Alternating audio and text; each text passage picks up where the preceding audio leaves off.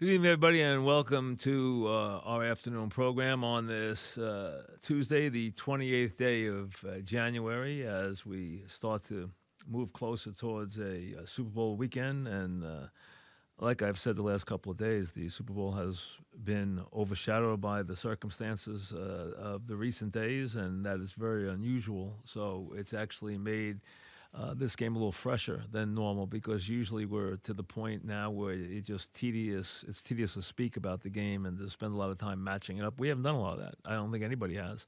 So it is has a feeling of it being a little newer. And the next couple of days we will spend some time doing that, as obviously the Kobe Bryant stuff continues to dominate really all forms of media as it does, and as it still will as we sort things out and try to get things sorted out in people's minds. Such a horrific event. I mean, with so many people having lost their life and kids involved and everything else, it's a horrific thing. It really is. Um, it's an emotional uh, time, and especially for the people who want to move in certain directions. Like I've seen this thing, and somebody sent it to me today. As a matter of fact, this idea, oh, change the NBA logo. Listen, they can honor Kobe Bryant any way they want. I mean, and I'm sure they'll think of many ways to honor him. I just don't know why they would change the NBA logo to do it. I don't think that would be. I don't know what sense that makes. I mean, I'm sure right now people want to think of all different ways to make this more about Kobe than. But to me, I mean, that's. I don't think that sounds very reasonable to Jerry West or what has been something that has been a standard for a very long time. So I don't know. That's come up the last couple of days. I don't know if there'll be a groundswell for that. I mean, right now there might be. So I think everyone just has to wait and let the tide of emotions, which will take a while because of what has gone on here, before you want to make decisions that are, so permanent in the league about certain things. And listen, they'll I'm sure come up with many ways to honor Kobe Bryant, and they should. But I think you have to. I think right now everyone's looking for so many different ways to do it, and to do it so quickly that I just think you have to take your time on things like that before you make, what are historic decisions about the league going forward. But again, I know that has started to gain some momentum. I don't think it's very fair to Jerry West, but hey, that's again that can and it's ironic because who was the one who brought Kobe into the league but Jerry West. But again, that'll be something that they'll decide in the days to come. There's a lot of NFL to get to. We'll get into the game a little bit with Brian Baltimore in a couple of minutes. We'll do a lot of that as we get closer to the weekend. Um, Big game at the Garden tonight. St. John's against Villanova. Nova comes in at 16-3, 6-1 in the Big East. They have a showdown coming in a couple of weeks. I think it's on February 8th against Seton Hall. St. John's played a tough one with Seton Hall last week. Had a chance to beat them, didn't. Seton Hall escaped with a victory. Seton Hall's having a great season. Villanova's having its typical season, although it's not a typical Villanova team. It's a little bigger than their last couple of teams. It's not as experienced and as savvy as its last couple of teams. It's not as good in the last part of the games as its last couple of teams. But it's an improving team and a team that's starting to get it and it has won a handful of games in a row. A lot of them on the defensive end of the floor late and a lot of close games late. St. John's, this is the kind of win tonight that if they could get it, could really. Now they they got a lot of work to do. They're 13-8 overall. They had a non-conference win over Arizona that was big. They're 2-6 in the Big East. They've lost a lot of tough games. They have to turn some of these around, and this would be a perfect one. This is a game that could help get you to the NCAA tournament. If you're going to try and get in that large bid, this is going to be, and I mean, I guess they always could run the table and win the league. It's possible, especially in the Garden. But barring that, and the automatic bid that would come with that, they need to get wins like against Villanova here. And that's not an easy chore, but is it a game they could win? Well, if St. John's plays their best, gets to turn Villanova over a little bit, gets a really big game out of their top players, especially Figueroa, and plays smart down the stretch, they possibly could win this game. With them, it's about making shots. With them, they're going to give you what they have. They're going to give you their defensive intensity, especially under this coach. They're going to try real hard. The question is, are they going to make shots? Are they going to be able to make shots when they need to make shots? And that's what it always comes down to, but that's what it's going to come down to for the St. John's team. So we'll see as they play this evening at 6:30. And as we said, you heard Jay Wright last week. It's been again, he's got such a standard of excellence going that this is now a normal season at Villanova, where they're ranked in the top 10, where they're 16-3, where they're at the top of the Big East, where they're going to be a seeded team and they're going to be a threat to have a big run. I don't think this is a team that has a big run in it this year. I think they're at least a year away from that. I don't think they have the stylish backcourt play that you need to win consistently at the top of this sport. You do it with guards in this tournament, with especially veteran guards, but with guards in this tournament who can get their shot, make their shot, get you into the offense, make their free throws, all the little things that come down to winning these games in the final minutes. Just handling the ball. I mean, the game, I watched Villanova last week when we talked about it with Jay Wright, when they blew that 11-point lead in the last 2 minutes against DePaul and then won the game in overtime. I mean, they turned the ball over 5 straight trips. That's the kind of stuff that can't happen if you want to win these kind of games. So should be an interesting game, though, and a big one on the schedule whenever Villanova comes to the Garden, and a big one for St. John's, which on a good day, like I said, can win the game. A couple of NFL notes. I saw that Bill O'Brien's been named the general manager of the added that to his duties in Texas for the Houston Texans. That's a lot. That's a lot for him to handle. It sure is. But that's how the young owner wants it. The younger owner. Now this is, now the next generation of McNairs who are running the team. So that's what they want. So we'll see. He's been able to get the team to the brink. He's gotten them to the postseason. He hasn't been able to get them past that, but he has gotten them there on a fairly regular, rotation. Now they seem to get there a lot, and they just have to get a little better in a lot of areas if they're going to, unseat some of the teams that are in front of him. I saw that Rivers is no longer going to be playing for the Chargers, so he'll be looking for home. He doesn't want to retire. Where's he going to wind up? We'll have to wait and see. And we could have some other movement at the top with some of those quarterbacks. And it's not going to be a very deep year for quarterbacks in the draft. I mean, you're going to get 3 taken right at the top, because I figure Herbert helped himself in the Senior Bowl, probably moved himself into the top 10 in the draft. Somebody's going to take Tua, I think, within the first 5 or 6 picks. Either Miami will take him, or somebody will trade up into the 5, 6, 7 area and draft him. I believe that will happen. I wouldn't be surprised if it's a team that has a veteran quarterback that does it and wants to put him away for a year. But he's that good, and he's worth that. So you will have the 3 go off the board. And then after that, it's going to be a lull. But you will have now, it looks like 3 in the top 10. And again, Tua could go as high as 3. You won't go 2. Burrow go 1. We know who's going 2. He could go as high as 3. He could go as low as 7 or 8, I would think, in a trade. Someone trade up into the slot if then a team doesn't need a quarterback.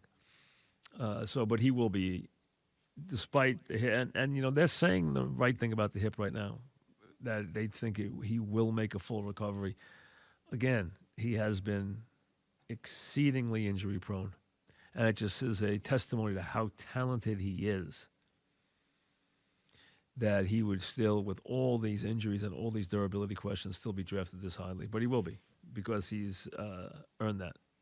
As we said, we got a lot to do in the next couple of days on the game. Today's media day, where everybody meets the media today. A lot of it, I saw a little of it, and a lot of it was asking everybody to give their recollections about Kobe Bryant. Remember, Kobe is in that sweet spot right now for the players who are in active sports right now.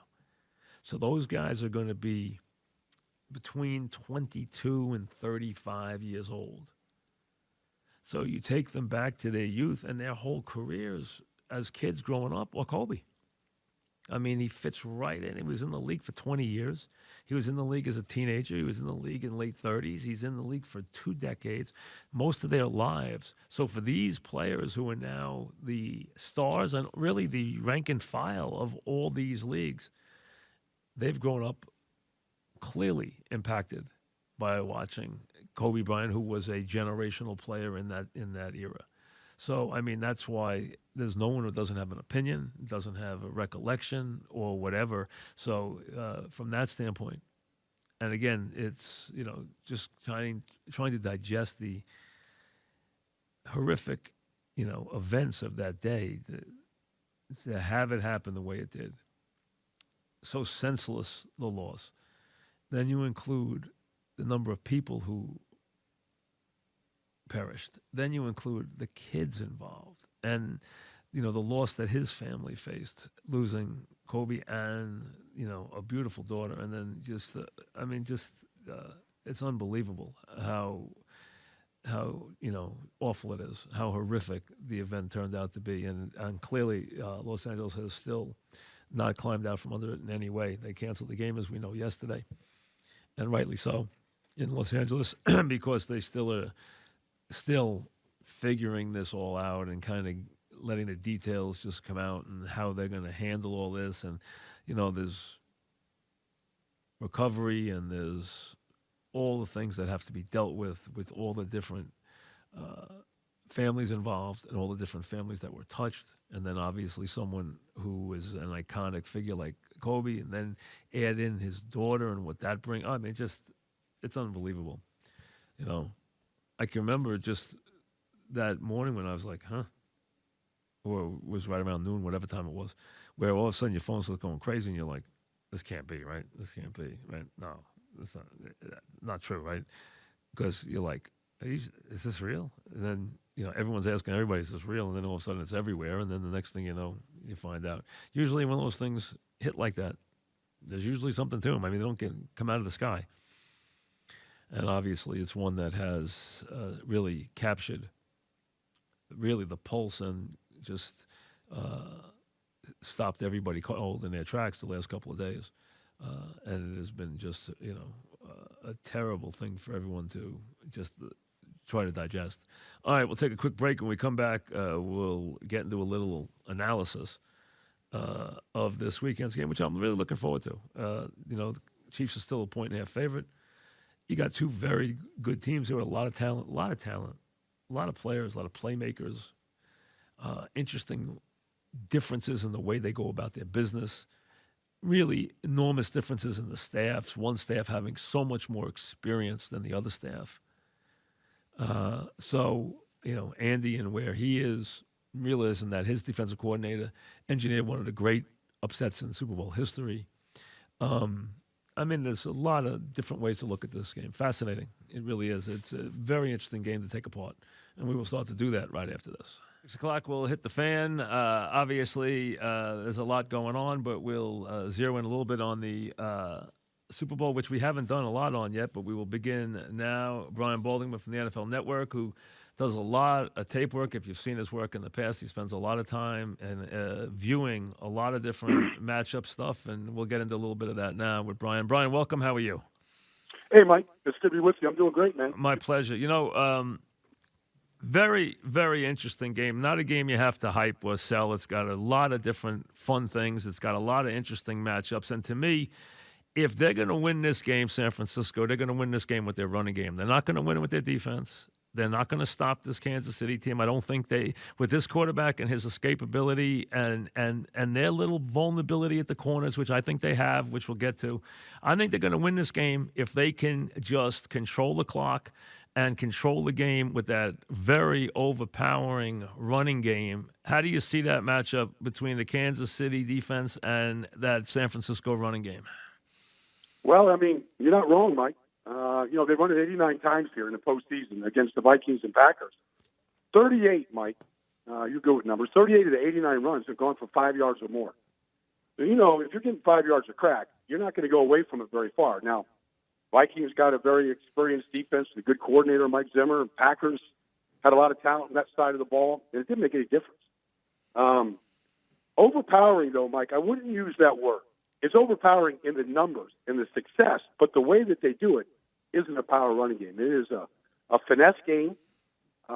It is a detailed game, and it is a well-thought-out game by Mike McDaniels, the run game coordinator, and Kyle Shanahan, who's calling these plays. I agree. I didn't mean it in terms of power. I meant it in terms of efficiency, and it is incredibly efficient. And not a lot of teams. This is the Shanahan family heirloom. We know that. It's what they believe in. It's what Kyle took from his dad, what his dad run. Not a lot of people like to run it. What is the hardest part, in layman's terms, of being able to teach and orchestrate this zone running attack? Well, there was a tremendous attention to detail, Mike. Alex Gibbs was the offensive line coach with Mike in Denver. Took it to Atlanta and on and on and on. And all these guys, Tom Cable, these guys have all kind of sort of modified it to a degree. But it is – so it's difficult. What they do to you is they make it so you can't be right defensively. You want to load up in the middle the way the Green Bay Packers did in the Bear defense and two linebackers? Great. They're going to attack you on the edges. You want to play, a dime defense and do whatever you do, they're going to make it so that you can't be right. And that's the difficult part for Kansas City. Now, Steve Spagnuolo's done a good job, and they've got a lot of good parts there, but they're going to have a hard time stopping. They did a nice job against Tennessee. They were the unsung heroes. They shut Tennessee's running game down, which New England didn't, which Baltimore didn't. In the middle of that game, they shut down the Tennessee running game. And the thing that's interesting, though, Mike, is this is a completely different type of running game. Right. They don't have a 250-pound, Derrick Henry. The Titans' offensive line is all about moving the line of scrimmage, displacing it and taking defensive tackles and moving them back into the linebacker's lap. That's not how the 49ers really operate. They use a lot of motion. They use a lot of deception. They use a lot of influences to get you to do a certain thing that they anticipate you to do, and then they counter it. And so it's a different style of running game, and that's why it's difficult to prepare for. I think it's easier, and I'm not saying Derrick Henry is easy to defend. Obviously, teams had a monster time trying to stop him. But I think it's easier to defend Tennessee's run game with Derrick Henry than it is with the 49ers. I agree. I understand that. So let's look at it from a standpoint. If you're Spags and we're starting the game out, are you going to load up the box? Are you going to try and push things inside? What is going to be the way you attack this? You're going to obviously change things up, but what do you think that if you go and you're thinking like him now, what is the basic way you want to attack this? Is it that you want to take the outside stuff away? You want to push things into the middle? What is the most logical way to attack it? Well, I think they want to attack the edges, Mike, in the worst way. They've got a good two-man game with George Kittle, the tight end, and Kyle Juszczyk, the fullback. And so if you have got, to me, you've got to get major penetration and blow something up immediately and make them stutter, change their feet, stop their feet. And I think that's where it kind of starts on the edges, is to just be hyper-aggressive across the line of scrimmage and just really change the line of scrimmage defensively. I think if you're sitting back, waiting and reading and slow playing things, I think they're going to run right by you. Now, they load up the box. He's going to say, okay, now I'm going to throw the ball. They're going to want him to if I'm Spags, I want him to throw the ball early. I want to first get them out of their comfort zone. So instead of them going in and him not having to throw the ball, I want to make him throw the ball early. I want to make him put the ball in the air. If they make some big plays, I'll adjust. But let's make him throw the ball first, because that's already a little against their character. So that's what I'm thinking. And I don't mind them if they take the field in a chunk, because what I worry about is them taking 15 plays to score. I need the ball if I'm Kansas City. Mm-hmm. So if they get a 50-yard play, I can react to that. What I can't react to if they're getting 6 yards every time they load up. Well, the thing about loading up the box on this team, though, Mike, is they've seen every 8-man front you can draw up.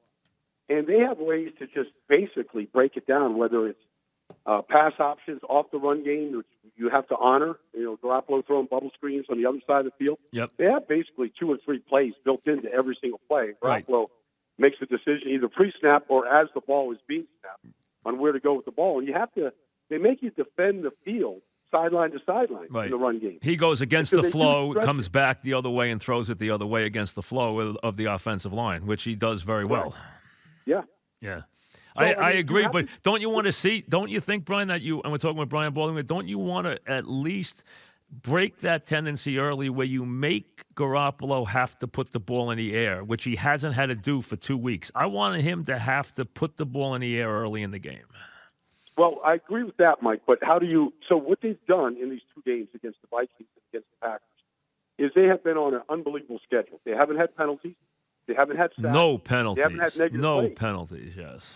So, I mean, they had 2 penalties against Packers. So when you look at them right now, they're not beating themselves. And so you load up the box and they get 5 yards, and they're coming right after them. So they're going to run it right down. They're going to repeat the play, run it the other side, have a counter to it, whatever. So the key is to get them into negative situations, right? Negative runs, penalties, holdings. Like if you can get them there, then you can force them to throw the ball, and you can get them to throw the ball, Mike, not off play action. If you get them on 1st and 10 with Garoppolo under the center play action, I mean they have more play action than anybody in this whole business, and so they can win there. The key is to get them in 3rd and long, Mike. Right, or always the case. But what you want to do is you want to look for some run blitzes early in the game. Then we got to try and disrupt things with some different blitzes. Whether you're talking about having different guys, maybe safeties blitzing, different guys blitzing to try and see if they can be quick and disruptive. Well, you have to. I agree with that. Tyrann Mathieu would be a good choice. Yeah, I could see him doing a lot of that, no question. The closer he gets to the line of scrimmage, the better the player he is. Right. He's got a good instinct for it. He's a great tackler. Yep. The key is to make sure that Spags can get these guys to disguise it up into the snap. If you give it to them too early, they've got a counter for you. And so there is a cat and mouse game about coming after them and showing it too early, because a lot of teams, they get antsy and they start showing it to you, and then they got the answer for it. See, the one thing I'm not afraid of, which we're talking with Brian Baldwin, is this from the Kansas City standpoint, which I think gives Kansas City a little advantage. If they make a big play on me, I can live with that. I can live with them scoring at these. Some of these teams were afraid to get behind these guys. If you're Kansas City, you're not worried about that. What you're worried about is not touching the football. That's what you're worried about in this game, is them going in and having a New York Giant type of game where they have the ball for 40 minutes and my team's on the sideline and never touching the football. That's what you don't want to have happen if you're Kansas City. I agree with that, Mike, completely. I mean, because there's no deficit that Kansas City doesn't feel like Kansas City, we know they can score, and they know they can score, and they can score quickly, and they don't mind playing in shootouts. So if you can turn this game into that kind of helter-skelter game, I think it's to Kansas City's advantage. I think the one game Kansas City doesn't want to play is this game where San Francisco just grinds them into dust with this running game. I agree, Mike. I mean, you look, there's a lot of analogies to basketball. You want to play Pat Riley Knicks basketball in the in the 90s, where it's, the game is being played in the 80s, or you're going to play Lakers style where it's going to be in the 120s with Pat Riley. I mean, San Francisco, as much as they can explode on you, they do not want to play fast break football with Kansas City. Right. It's not who they are. They can. They have. They've come from behind. They put up 48 points against the Saints in New Orleans this year. They had to play that style of game because they fell behind early in that game. And they showed that they could play that style, but that's not what they want to do. No, and I agree. And I'll tell you, people who have knocked, and I've seen this analysis, Brian, I'm sure you have too, that Garoppolo is a weak link. He's not a weak link. This guy will make pressure throws, and Kittle is one of the best players in the league down the field. He has not had to do anything in the playoffs yet, but he is scary good, and he's the reason they beat New Orleans, as you know, that game, and that guy is lethal. I mean, he actually, if I was going to say which one's the better tight end, as good as Kelsey is, I think Kittle might be better. So they're that good of players, and I don't fear Garoppolo here as being a weapon. Now, I'm not telling you he won't throw a pick six, because he might. He throws some bad passes. But he can make plays, and he's not afraid to make plays. But that's not how they want to play. They want to play like they're the 72 Dolphins, is like they want. And Greasy's going to throw it 8 times. That's how they want to play. I can't let them play that way if I'm Kansas City. I agree with that. I agree. Now, I mean, Kansas City, they could jump on them. They have not started these games well. No, that would be a positive if they even just showed up in the first quarter of one of these games. Yeah. I mean, they played 3 quarters of football here, in the back-to-back playoff games. So, but how would you combat? Listen? Nobody watches more video than you do. What would be the way you would combat if you Spags this running attack to try and disrupt it early in the game? Well, I wouldn't play a bare front and load up in the middle because they're just going to run a zone scheme, Mike, and trap you. Just build a picket fence around it. And so that's not what I would do. I mean, I'd play a nickel defense, 2 defensive tackles. You play your defensive ends and 2 inside linebackers and have Tyrann Mathieu close to the line of scrimmage because he's just such a good tackler. Right. And he can get agree through with the that. soup and the traffic and all of that. And he could be your first responder in a lot of different situations. That's what he's the best at. I mean, he's just a great tackler. Is there a weak link in your mind to that offensive line? In Kansas City? No, in San Francisco. No, I don't think so. I mean, they've won with backup centers. Ben Garland's in there now. They played Justin School at left tackle. They played Daniel Brunskill, free agent. I mean, I don't think because they all play so well together. And that's the strength of it. It's not an individual thing. They play so well as a group that their footwork it's a chorus line. I mean, they belong on, over there at Radio City on some days. Now let's flip the coin a little bit here, just for a second. We're talking about Brian Baldwin, and put this San Francisco front on the field, okay, against a quarterback who we know how talented he is. He also has the best receivers there are. He throws the more open receivers than anybody in the league by such a wide margin, it's not even worth discussing. I mean, you know how open their receivers get all the time. Mm-hmm. Plus, I think San Francisco, when you put 3 corners out, and I know Andy's going to make them put 3 corners on the field the whole time and stretch them out, they don't have 3 corners. So they're going to get hurt in that regard. So I think they're going to have trouble covering, and I think they're going to try and get there with 4, and they're clearly going to think they can do that. I don't know if you're going to hit him a lot with 4. So from that standpoint, give me what you like and don't like about the matchup when San Francisco's defense is on the field. Well, secondary in football, Mike. I mean, this K'Wan Williams is the third corner. He's the nickel. He plays 3/4 of the plays. Yep. He's a blitzing corner off the slot because he's the closest to the quarterback, and they blitz him off the edge. He got the ball out of Aaron Rodgers' hands last week. That's his role. He knows it. But this is a different deal. You don't want to be blitzing this team a lot. No, but it's not like they're not going to blitz though. They're going to pick their spots. It may not be a much. They blitzed the 5th fewest times in the league this year. Yep. You give Nick Bosa 2 weeks to get ready, just like you did after the regular season. I mean, those legs are unbelievably fresh. There's very few comps to what he can do. And then when you combine it with what Armstead and Buckner can do, I mean, and then any other rotation of guys they have, Sheldon Day or Solomon Thomas. I mean, they've got 4 greyhounds. I mean, it looks like a shark feeding, on some Sundays, when you watch them play. So, Andy will chip the edges. He knows how. And you can't cover Hill with one guy. I don't care who you are. You can't do it. It can't be done. No, you got to put somebody over the top. It cannot be done. It cannot be done. No, so, he'll make you pay. I mean, if Patrick Mahomes looks out there and he doesn't see somebody over the top, he's going. I mean, he's going to make the He's throw. going, and you can't stop him. The guy is unstoppable. I mean, listen, he is he is a force. He is he is as big a force as there is on the field. You cannot stop him. You have to know where he is on every single play. Totally agree. And now they have guys almost as fast, which is crazy. I mean, listen, they're going to be ready offensively, I think. But the question is, can Kansas City's defense? Can they slow this running game down? To me, that's what the game comes down to, because I think San Francisco has to be really efficient in that running game, because I don't think anybody's going to stop that Kansas City offense. If you look what they've done in this game, even after giving up bad first quarters, their numbers have been insane in the playoffs so far. Absolutely insane. Well, the one thing, I mean, it's a great contrast, Mike. You got it nailed here perfectly. But the one thing that the 49ers have not had to do, just because they've been so lethal and so productive in the run game, is we have seen very little of the play-action passing game. And to me, it's the most exciting play-action passing game in the league. Yep. Now, and so they haven't had to use it. But it is, they get you twisted around. Their route combinations, their ball fakes, and what they do and how they kind of get you to take your eyes off what's really going on. I mean, it is fun to watch. And we haven't had to deal with it in the postseason. But if you watch him against Seattle, and I agree. Kittle is unbelievable. He's unbelievable. I don't know. I sit there sometimes, Mike. I go, "What does he think of this stuff?" Like, I don't see anybody else doing some of this stuff. Like, when does he think, let's give this a try? I think this. No, you have two very imaginative and very different offenses here that are going to be very good, and they're going to be very well prepared. Nobody's better at preparing for 2 weeks than Andy Reid. Nobody. And the guy he's as you know, he's brilliant at it. He will have stuff that they will have no idea what they're doing. And equally, I can see Kansas City running around like they have no idea what's going on. I totally agree. But if I'm Kansas City, I want to try, and that's what I brought up earlier to you, I want to try and trap them into making big plays with the passing game because I want the game to go that way. I don't want them to settle in pound, pound, pound. Like they got to the point after he almost threw another pick in the Minnesota game.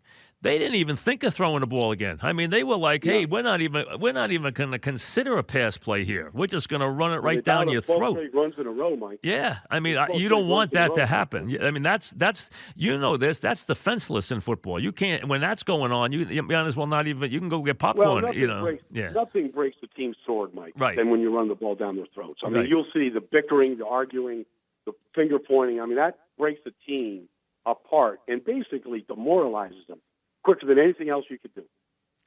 And these teams have gained confidence in the playoffs. I mean, when you get down 17-7 to a team that had just beaten Baltimore up and beaten New England up and then put up 28 straight points on them, and before that you score 8 straight touchdowns again after you get down 24-0 in another game, you feel pretty invincible about yourself. I mean, you really do. On the other side, San Francisco has dominated their games. So these two teams have to be feeling pretty good about themselves right now. I would think so too, Mike. I mean, even if you go back with Kansas City last year at the AFC Championship game against the Patriots, I mean, they're down 14-0 in that game. Yep.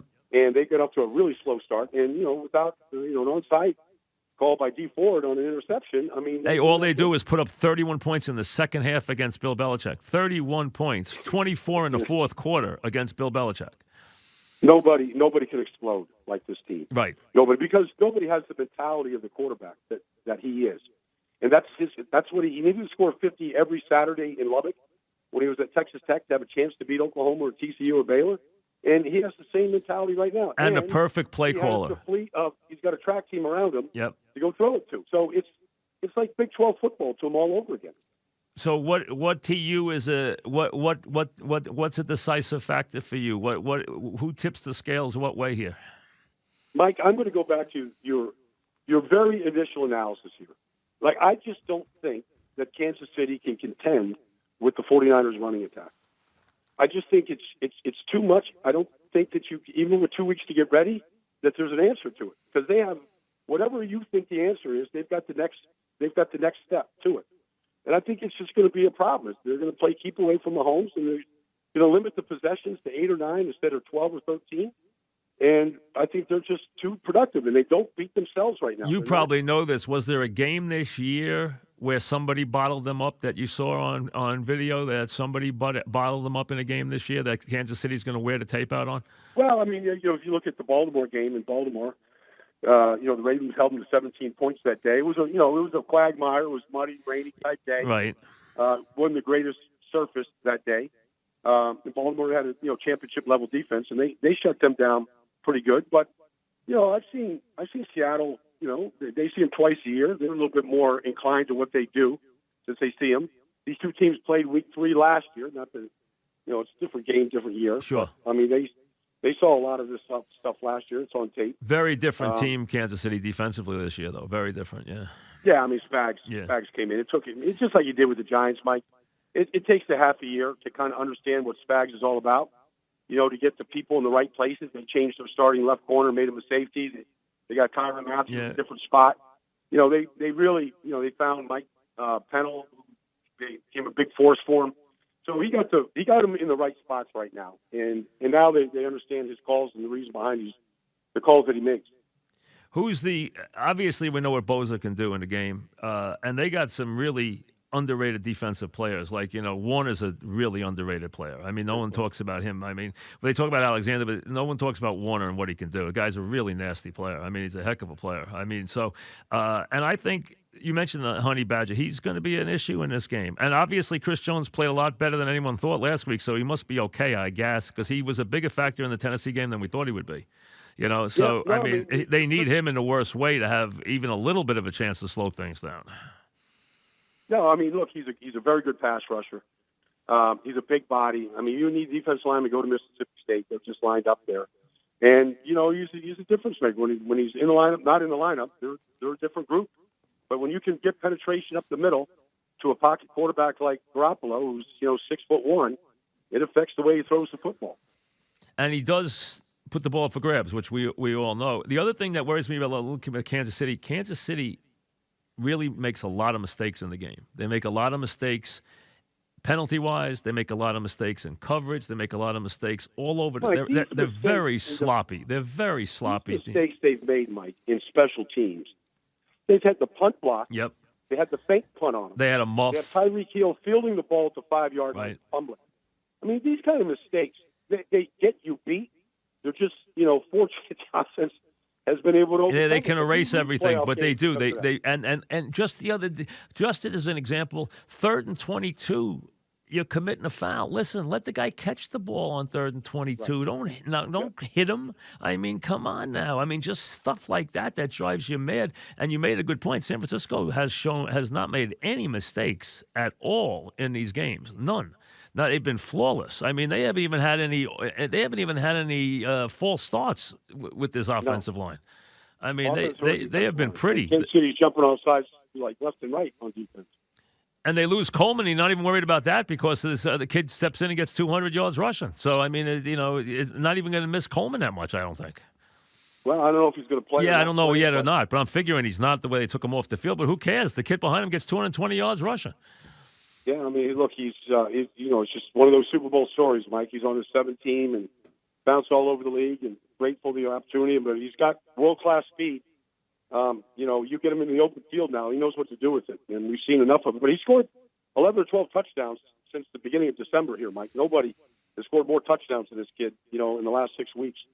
So if I give you, forget crazy turnover numbers, if I give you a number of X number of rushing yards, you think that, in your mind, San Francisco is going to have somewhere around 200 rushing yards in this game, right?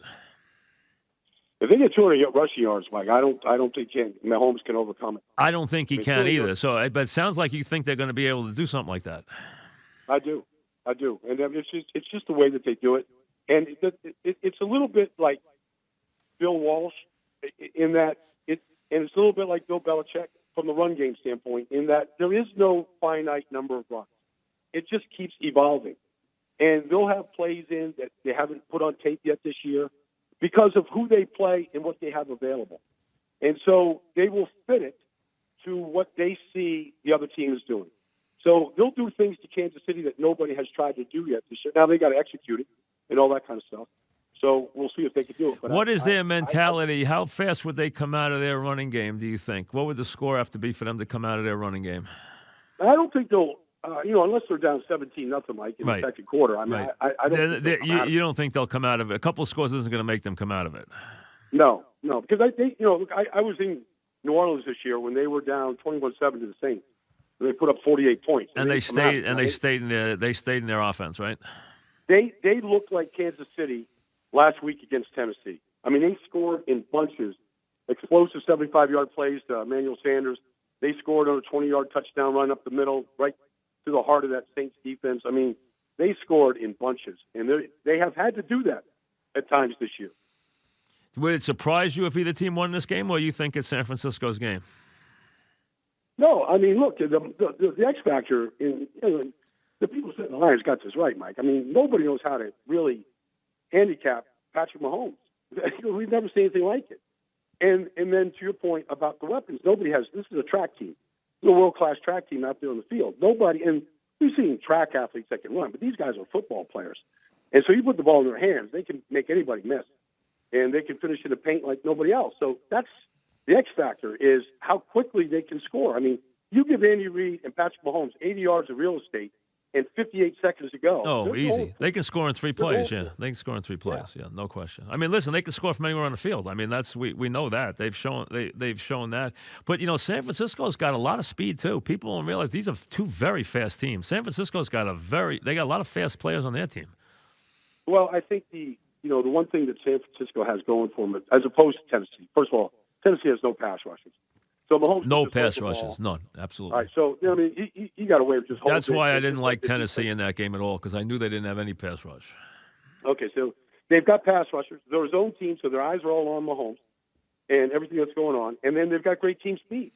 And so, you're going to throw the ball 50 yards on the field, and Mahomes will chuck it like that. I mean, you've got a lot of speed around that to go make a play on the ball. Interesting. And specials, I would think, listen, Kansas City's just so sloppy, you'd have to think San Francisco is probably better in the specials just because they don't make the mistakes that the Chiefs make. Well, I mean, look, the Colquitts are, professional punters. Usually very good. Usually very good punters, yes. Yeah. So, I mean, you look at the field goal kickers right now, and... No, Chiefs have got a good field goal kicker, no question. Yeah, and Robbie Gould, but they don't want to. But nobody wants to kick field goals in this game. You know that. This game was not going to be a field goal game. This is not going to be a game with a whole lot of field goals. No, but your field position is going to be important. So the return game, punt returns, kickoff returns. I mean, you'll see Tyreek back there. You'll see Nicole Hardman back there. They're going to try and get something, to shorten the field, field position, just trying to gain as much as they possibly can in the return game. How much do you like do you think it's a big edge? The fact that the experience that Andy with Spags having his experience and Andy with his experience against now Shanahan's he's got his father. He's been to a Super Bowl as a coordinator, but he doesn't have the staff that Andy has as far as experience goes. You give them a big edge with that, or you don't think it's a factor? I don't think it's a factor, Mike, because I think this 49er team, was built for this moment, and they've added really good players in free agency in the draft, and I don't think they have Kyle's. I mean, they think they believe in what Kyle said, and the fact that he hasn't been there as a head coach, as a coordinator, I think they just believe in his game plan, in what he does, and how aggressive he is, and I think they like playing for him. And I think vice versa. I mean, people could say, we want to win it for Andy, but that's nice. I mean, I've been around Andy from Philly and for 14 years. I mean, everybody respects Andy Reid, but you don't just win it for the coach. The coach is going to give you the game plan. You got to go execute. And so we'll see. I mean, he's got some ghosts to eradicate in big games, and everybody knows it, including Andy. So we'll see what he's like. Last time we saw him in the Super Bowl, Joe Buck was telling him, you guys got to hurry up here. You only got 5 minutes. I don't understand. Listen, to this day, I've been told 4 different stories about that whole thing, and I don't know which one's true, okay? So I still, to this day, that's the most befuddling couple of minutes in the history of the Super Bowl. I do not understand what was going on in that huddle or on that sideline during that whole drive. The whole thing makes no sense. Well, I'm telling you, Mike, if we get to any situation like that in this game, they'll roll that back, and the fact that they're huddling up and the clock's ticking, and it's like they had a quarter and a half to go. Yeah, that was bizarre. That was one of the most. I mean, he was sick. He lost consciousness. I mean, you've heard so many excuses as to what was really. They were trying to keep him upright. I mean, all this. Who knows what the truth is? But boy, I tell you, that was the weirdest thing. I agree that we're talking with Brian Baldinger that I've ever seen. That won't be the case with Mahomes, though, if he's back there. That's for sure. So no. we know that. It's going to be fascinating. It really is, because what you like is they're very different in how they approach things, but they're two teams coming in playing very, very confident football, which makes it a fascinating game with a lot of star power on both sides. I agree. And, sometimes you get it right. You get the best 2 teams, and then sometimes you don't, Mike, and you kind of know it's going to be a mismatch. I feel like even though Baltimore's not here, and they didn't play a good game against Tennessee, but I feel like we got it right. It's funny. I looked at it a little differently. I didn't think Baltimore would get here. I really didn't. I didn't think the quarterback's ready, and I think that there's still things you can take away from him. And I thought New Orleans was going this year. I thought down the stretch that New Orleans, now they lost that game when they let Kittle have that run, that set up that late field goal, which changed everything. They didn't recover. I never thought they would lose to Minnesota. I thought this was the Saints' year. They played great down the stretch of the season. I thought this was going to be Kansas City, New Orleans. I thought that for 2 months there was going to be the game. And I was so disappointed in the Saints. I could not believe they lost that game. The one thing, I don't mean this to be kind of a knock, Mike, but when you see Drew Brees and Tom Brady and some of these guys, they don't look like they're having any fun to me. It just looks like work. But when I see the 49ers and the Chiefs and Mahomes, these guys are having a blast. And sometimes you got to win it when you're young. You got to get one when you're young. I agree. You never know if you're getting back. You never listen. All you got to do is go back to the guy who's going to have a statue outside that stadium. You never know if you're getting back to this game. I don't care who you are. Dan Marino, we would have figured would have been here 5 times. The guy never got back to the game. You know, I don't care if you're Mahomes. I don't care who you are. You never know if you're getting back to this game. It's hard to get back to this game. It's hard. It's hard. Injuries, schedule. I mean, bouncing the ball. No, hey, Drew Brees has won 1. You know, Aaron Rodgers has won 1. It's hard to get back to this game. It really is. Yep. But I feel like we got 2 really excited teams. I mean, if you're a fan, it's going to be hard, whether you're at the game or on TV or man cave, wherever you're at, it's going to be hard to leave this game. I mean, there's just two great offensive coaches, 2 different ways of doing it, and just excited players. I mean, watch Kelsey and Kittle play the game. They played the right way. It's the way it's supposed to be played.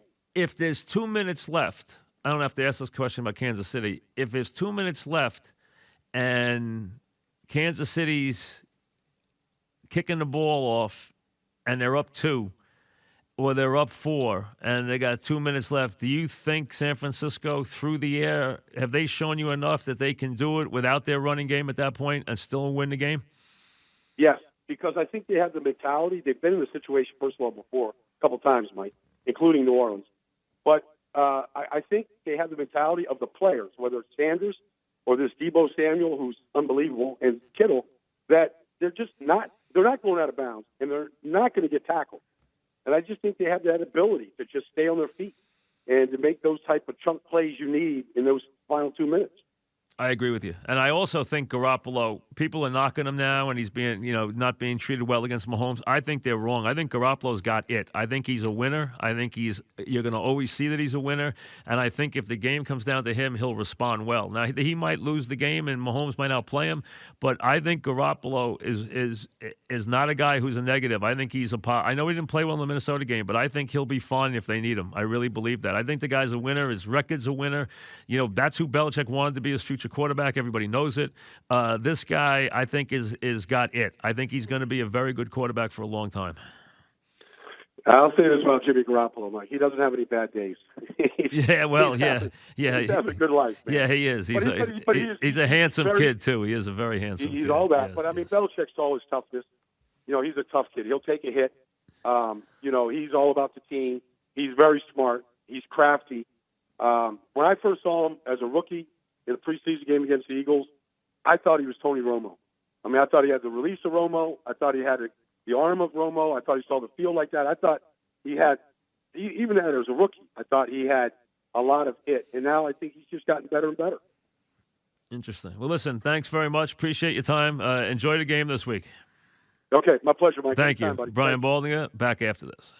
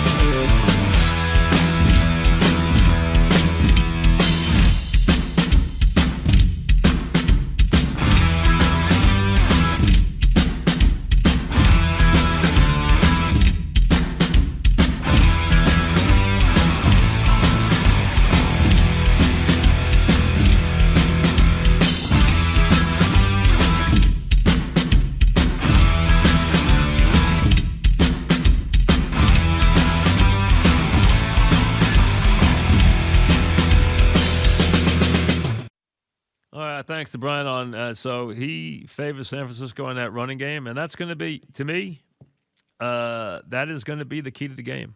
It's not going to be San Francisco's pass rush, which you're going to hear all about. It's going to be whether or not Kansas City allows that running game, which has dominated in the playoffs, and it can demoralize. And what it can do is it also can be the best defense. It can be a better defense than anything that you can do because you cannot stop an offense like Kansas City's from scoring. You can't do it. You can't put enough pressure on them. You can't stay with nobody can stay with their receivers. You think about, Sherman takes a guy out of the game. He can't take Hill out of the game. You still got to put a safety over the top. If you have single coverage on Hill, they will go to Hill every single play. If they see it, it's like a neon light goes off. If there's not help over the top against Hill, he's going past whoever is there. There's not a man on the planet that can line up against him and stop him. He's too fast. He's faster than anybody you've ever seen at that position. So that makes an enormous difference. But when you can control the game the way San Francisco did with their running attack, and that makes such a difference. They put up 186 yards rushing, completely dominated the second half of that game. Minnesota did nothing after that one touchdown. And then in the championship game, it was more than that. It was just complete dominance with the running game. I mean, just an insane, 29 for 220 for Mostert. Samuel gets 2 rushes. Coleman had 6. So that, 20, 31, 37, 38, 42 running plays in the game and rushed for just an insane amount of yardage. I mean, 285 yards rushing. And some of those that count as rushes were those last plays of the game, which don't even count. So really you're talking about 38 real runs for 285 yards. When you just keep moving the chains and you just keep the team on the field for play after play, and then all of a sudden on defense, you're not hitting, you're catching. You're catching the offensive player, and you're catching him, and he's driving you 4 or 5 yards down the field. So you're making contact 2 yards, down the field, and then he's driving you back 5 and 6 yards as you catch him, and then you're trying to keep the play and turn it inside. Then you're trying to keep the play from getting outside. Now it gets outside, and he gets 25 yards down the right sideline. The next play comes right up the middle and gets 10. I mean, it's demoralizing, and the offense is getting frustrated on the other side of the field because they can't get back on the field. And I know what San Francisco's preaching.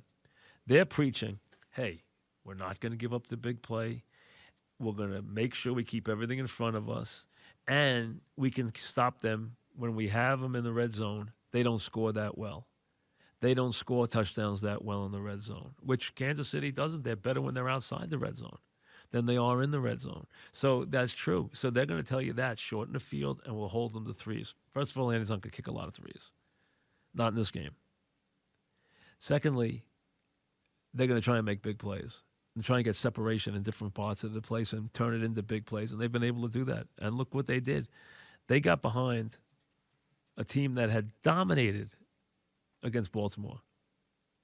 They got behind 17-7 to that team and then shut them out 28 points. 28-0, they shut them out until there were about 6 minutes left in the game and allow a cheap touchdown. Didn't matter. They dominated. And in the other game, forget it. They're down 24-0. Next thing you know, they click off, 7 straight touchdowns or 6 straight touchdowns. So we know how lethal they can be. They also are extremely sloppy. We've watched them make terrible plays on special teams in these playoffs. Block punts, muffed punt returns. I mean, just hideous plays, one after another, which cannot happen in this game. You can't come in this game and give up 14 cheap points and win it. You cannot. It's too hard to do. Even if you have an offense for the ages, which they have, you can't give up cheap touchdowns in the Super Bowl and win. It's not going to happen. And you also don't want to spot an opponent. They've spotted 2 opponents, either 10 and 24-point leads in the playoffs. They don't want to do that again. Enough of that. They want to try and get off to a better start. And that obviously will be something they'll be looking at. It might even make them, I was thinking, because of how bad the starts are, if they win the toss, they might not defer this time. Only because they might think we need to start quick. Now, usually what you do is defer, put your defense on the field. Your defense is less nervous. Let the offense on the other side make a mistake. Early, they're going to be, just trying to get a feel for the game. You might get an early quick punt, and then you got the advantage. I think this time, if I'm Kansas City, I have to think long and hard, considering how bad my starts have been, that I take the ball to start the game and try and get a 7-0 lead. That's how bad it's been. You want to do it the other way because then you have a chance to be going into the half and coming out like they were last week, and they score going in, score coming out, and the game's over. That's the old New England way. But they've been so slow starting these games, it might make me think the other way. Another thing just to think about as we go forward. All right, we'll take a quick break. When we come back, we'll be joined on The Fan, WFAN in New York at 6 o'clock. It's Mike Francesa on The Fan. Sports Radio 66 and 101.9 FM, WFAN. They will play basketball tonight. They just won't play it in L.A. Clippers and the Lakers, as makes sense as that town starts to try to dig out from the horrific events of that day. And listen, I mean, think about it. So much has been talked about with Kobe and his daughter, but, there are also 7 other people dead there. I mean, it is just a horrific event that's going to take a lot of times for that whole community to get its arms around without any question. So there's a lot there. The feature game tonight, of course, is the Celtics and the Heat playing this evening, and Riley's done a great job with the Heat. A lot of trade rumors surrounding the Heat right now, too, as they try to see if they can get a little bit better. St. John's, as I mentioned, tonight, big game for them against Villanova. Jay Wright has the Wildcats in town. Always a big game when they come to the Garden. And St. John's, which almost had Seton Hall. Yeah, they had a chance. They were winning that game, and then fell apart late. They need to turn back a couple of big teams if they're going to have a chance. They're 13-8. If they're going to get a bid, they're going to have to do a lot more. They're 2-6 in the league.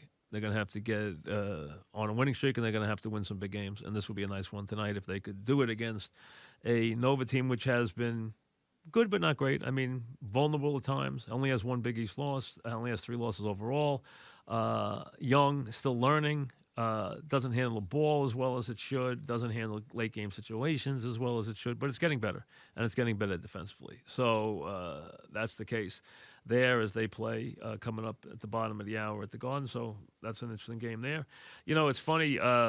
Media Day doesn't have too many interesting things. I mean, obviously a lot of it today was these players talking about how Kobe Bryant impacted their lives, which a lot of them he did because the timing is, he's in the league for most of their lives. I mean, these guys are, in their 20s, and he was 40. I mean, so it was almost perfect timing. They watched them most of their lives that they can remember. I mean, so they started watching basketball, and a lot of them, were clearly impacted by, one of the dynamic players, if not the dynamic player of that generation, from Michael to Kobe to LeBron.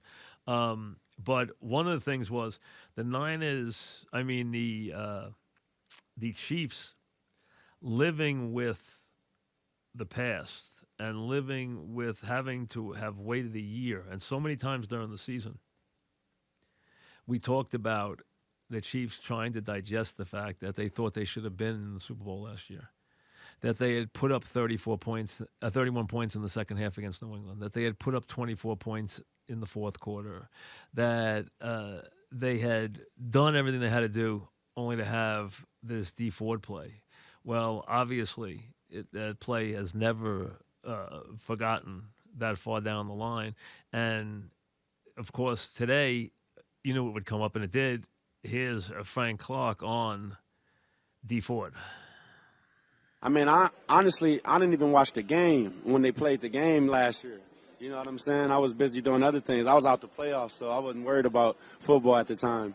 I just knew he had lined up off sides, and that anybody who lined up off sides in a time like that, I feel like that's a dumb penalty at the end of the day. I'm sure he feels the same way.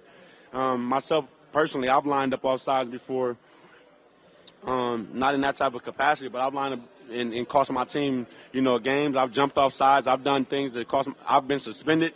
Who knows what it was, but just in any capacity, that's just something that shouldn't have happened. Like, that's a year later though. He back here this year, and it's a wonderful thing for him. I'm sure he got a lot to prove. So it's gonna be a good day out there. It is quite ironic how life impacts people, as the fact that what's going to happen this weekend in the matchup. But Clark continued on this play, which became a play that Kansas City could not get past for an entire year. It's like I said, I'm going to continue to prove it. I don't got to – you can look at my numbers. You can check my numbers, and you can check the film. If you watch enough film, you can watch it. You can watch the type of attention one person demands. You can watch the type of focus I am, how focused I am on my craft. I can tell you if I'm gonna beat a guy in between downs. It's a reason why I win a lot of third down rushes. It's a reason why I win a lot of my one-on-one rushes, because of my study habits. I study a lot harder than a lot of people will understand. I know my opponent very well. I know my opponent right now to play a game Sunday. So it's like I'm more prepared, I feel, than the average guy is when it comes to playing an opponent. So that's where my confidence comes from. And if a person doesn't understand that, they're not any type of competitor to me. All right, so listen, there he is. He's confident. And, again, that play, it took them a year. And they jettisoned a lot of guys. Andy Reid actually said to the official, how can you make that call in that spot? And he said, Andy, what do you want me to do? The guy's offsides by like 9 yards. I mean, it wasn't like, hey, I could give him a benefit of the doubt. I mean, the guy was, and it was so bad they had to call it. I mean, it actually cost them, a chance to win. I mean, they would have won the game. So, I mean, it was that big a penalty, but he was that far offsides. And, that's one thing about the Chiefs and it scares you a little bit this weekend, if you're rooting for them, and I am. I mean, I admit it. I've said it all year. I'm rooting for the Chiefs. I want to see Andy win a championship. I wanted him to see him win it last year. He didn't get there. I'm rooting for him to win it this year. They're an easy team to root for because they're a fun team. I have a kid who's a Chief fan, and not because of the success. Actually became a Chief fan when Charles went there, and he's not even there anymore, obviously. And the team just got better and better, so he stayed a Chief fan. And so I got one who's a Chiefs fan. So I told him if they got to the game, we'd take them to the game. So we're going down for the game. And then, of course, I have to take Julio because Julio is a crazy Niner fan.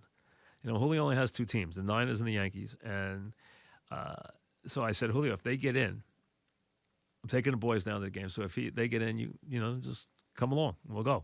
So what happens? There they go on their merry way. And I actually thought, I said all year, I thought it was going to be the Saints and the Chiefs. All year. Preseason, I picked the Saints and the Chiefs.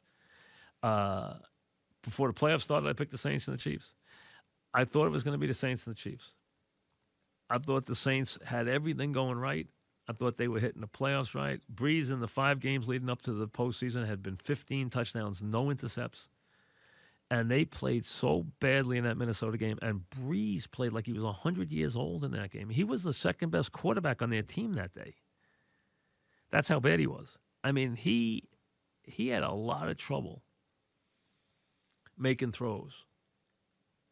And, he really, despite how good his numbers were this year, and his numbers were terrific this year, if you look at the downfield, the big downfield throws, he had a lot of trouble making them this year. So he clearly does not have the arm that he used to have. I mean, you could tell. And in that game, he was forcing it enormously down the field, and it wasn't there. It just was not there. And that's something that he has to deal with going forward as we see this changing of the guard, which we do see here. We're moving away slowly. Eli retires. Rivers is looking for a team. We don't know what the future holds for Roethlisberger. I know he's going to try and come back. Brady, we don't know for sure yet what team he's going to play on. And I don't think it's 100. I mean, you want to say it's 60-40 or 70-30 he plays for the Pats. I'll buy that. I wouldn't call it automatic that he plays for the Pats. Breeze, there's even been rumors of him not being the guy next year or sharing the job next year. So you have this generation, and Rodgers is Rodgers going to get closer? Is he going to get another shot at this? When he walked off that field that night, I wasn't thinking, I guarantee he's going to be back next year. I was surprised they got this far this year, to be honest with you. And he didn't have the greatest year. And Brady didn't have the best year. The best quarterbacks in the league this year. Now, I know they're going to give Jackson the MVP. I thought the best player in the league this year, quarterback, hands down, played in Seattle. I didn't think there were. I thought Russell Wilson was the best player in the league. I thought he was the best quarterback in the league. I thought he made the most plays in the league. I understand Jackson's got the stats, so they're going to give him the MVP, which I could care less about. I'm not worried about that. But I thought the best quarterback in the league this year was Russell Wilson. I thought he had the best year. I thought he did the most with what he had. I thought he was the best guy. I thought he was absolutely the best player. And if you look, the one thing, and you talk about clean pocket performance, Rodgers was not great. He actually had some accuracy issues, which is stunning considering how he's been so deadly accurate. So it wasn't like I thought Tom, who showed his age this year, receivers had no separation. He never got any separation with those receivers. That was the biggest issue with them. It wasn't really on Tom, it was more on that. I mean, you could always disrupt Tom if you give him a tough pass rush, especially A-gap rush. But it was more the case that there was just no separation there. With Rodgers, they could use another playmaker. I'll give you that. But also, I saw some inaccurate throws, which you never see from him. And I'm talking about clean pocket stuff. Who was one of the best clean pocket quarterbacks in the league this year, and I've never been a fan of his, is Tannehill. He was actually good. Now, the play action stuff was easy. But I'm talking about just legitimate clean pocket stuff. He did a good job. Did a very good job. And I'll tell you who played the quarterback position really well this year, underrated well, was Fitz down in Miami. I mean, he won some games he had no right winning. You know that? He won some games, including that Eagle game. He won some games and made some plays. He really played well. I mean, he didn't just put up points against bad teams or anything. He played really well at the position. Now, with the first pick in the plumbing and heating supply draft, contractors select supplyhouse.com. Take the field at supplyhouse.com on Monday, February 3rd to get 1% off for each touchdown scored in the big game. Take it to the house, supplyhouse.com. We'll be right back. Just learning about the people who perished, just learning something about the list because they had a whole thing about all of them. And Ara Zobayan was the pilot. And according to the LA Times, nobody else was allowed to fly Kobe except Ara Zobayan. That was it. That was his personal pilot. That was it. That was their relationship. That was it. He didn't like other pilots. He didn't have other pilots. He wanted, and this guy had come and learned to fly. This Aaron Sabayan went sightseeing at the Grand Canyon in 1998 and was so taken by the sightseeing tour that he went to school to learn how to fly. And he worked at this place called Group 3 Aviation for a while in Los Angeles. And he wanted to become a pilot and, worked, saved his money, did other jobs so he could learn how to become a pilot. And that was his, that was his passion. That was his dream, was, to become a pilot. And they said that flying was it. That was this guy's thing. That was it. That was his passion in life. So clearly, this was a very, very experienced, very dedicated pilot who this was his life. So exactly, they're still speculating as to when I've read conflicting reports on the actions that he took that day, so I'm not going to get into it because they don't know yet because they're not specific. Some talk about visibility in the fog being an issue. Others talk about him going above the clouds, that there might have been some kind of malfunction, that he might have tried something that was not a normal procedure for the helicopter. I mean, so again, I'm not getting into all the different speculative parts of it because let them figure it out.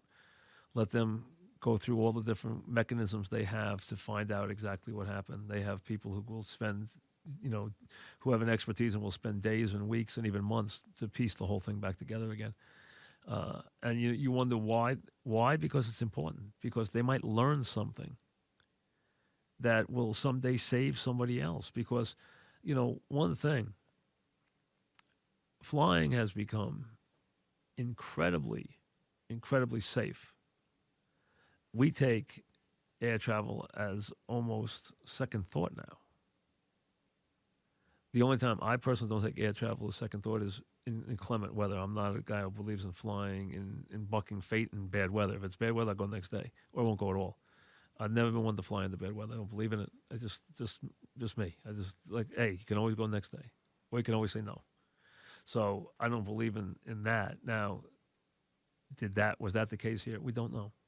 There's been people who have speculated. You heard the stories yesterday that the police helicopters were already down because of a lack of visibility, and they weren't down. So, I mean, again, you'll hear and read too many things that are just contradictory. So let them sort it all out. And as we all know, when you're dealing with human beings and you're dealing with machinery and you're dealing with nature, there are three things at work there where you can always have a series of wrong events or a series of malfunctions or a series of things that play against each other and lead to a bad, finality. So we always know it's possible, just like it is when you get into a car. I mean, we think of it as being second nature, but there's always a possibility of an accident. There always has been. So, I mean, anytime you're putting people and machinery together, there's always can always be an issue.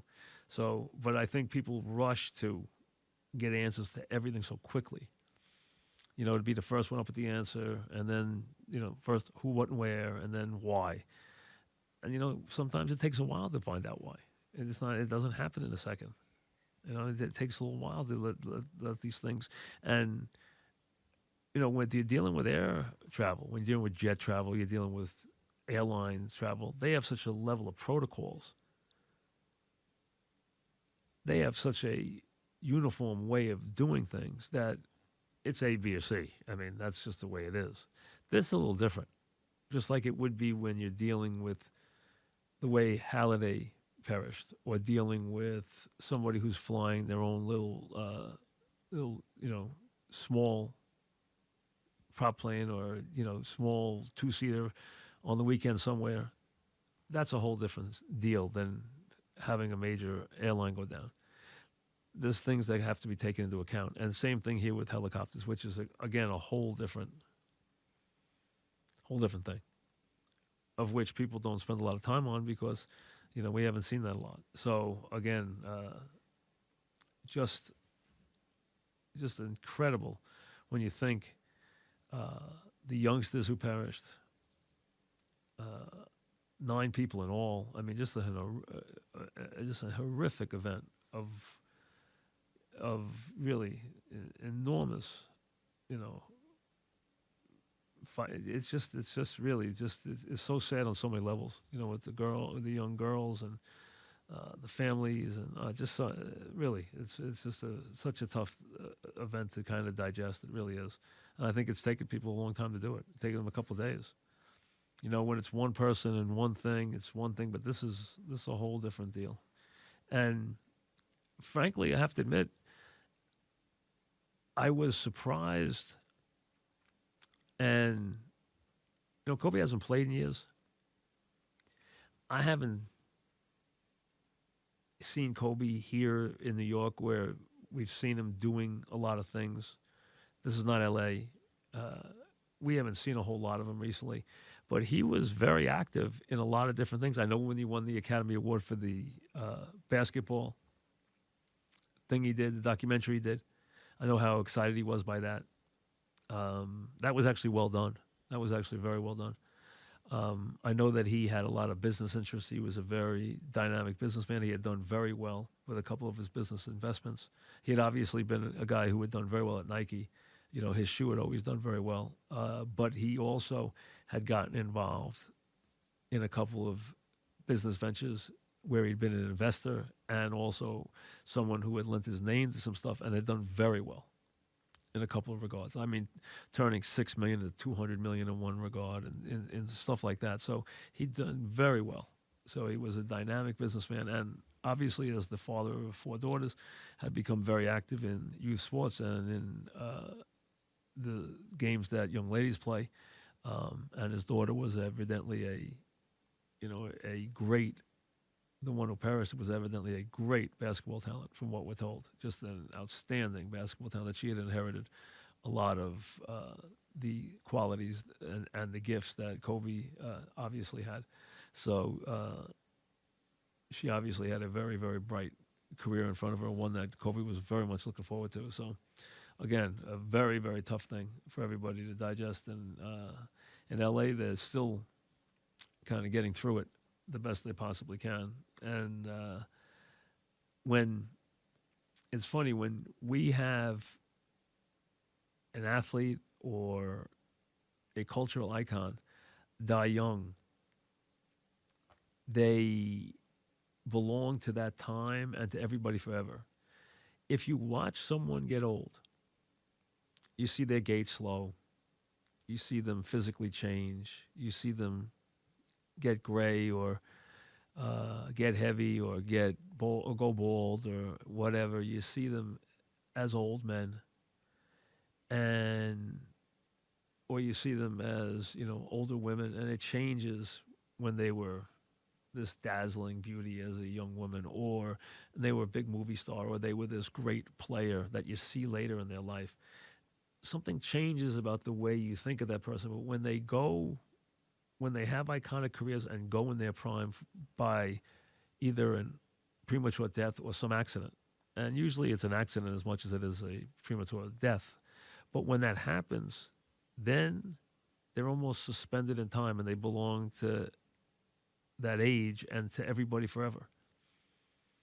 And I think that enhances someone's legend. I think it does. I think it almost cements it. You give up a lot. You give up your time on earth. You give up your, length of years, and you give up all that, a second part of a lifetime. But what happens is you go into a special place where that person is kept, who no one ever saw that person grow old. Now you only remember that person in that one way. That's the only way they ever were. So if you're talking about JFK or even Elvis, who got a little obviously older and fatter and went to these jumpsuits and everything, but still he was Elvis. He never got old. Or Marilyn Monroe, or you think about the different people that's happened to. I mean, it does keep them forever young. And when that happens, their legend doesn't change. It doesn't evolve. There's no story there. What there is just that person who's now cemented in our culture forever. And now Kobe, is in that group, because we only know one Kobe Bryant. We'll only know one Kobe Bryant. That's it. One that was still very much this dashing figure at 41 years of age, who, had not lived that second half of a life yet and had not grown old in front of us, which just changes the way we view people. It really does. And it changes the way we think about someone who had an impact. But the thing I was saying was that he touched, from what I've seen from the reaction, a lot more people since he retired than I ever realized he did.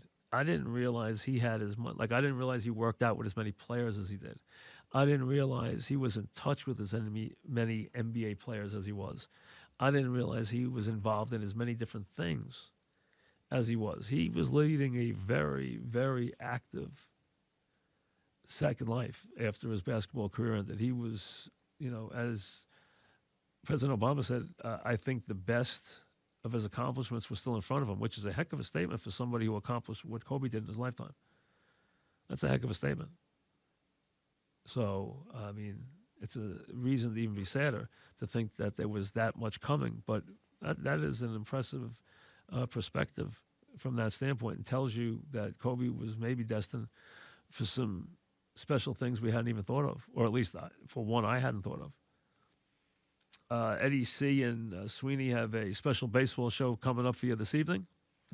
We'll see you tomorrow, radio.com at 5, tomorrow morning with the 5-minute morning, and then, of course, on the Fan tomorrow night at 6. Have a good Tuesday night, everybody.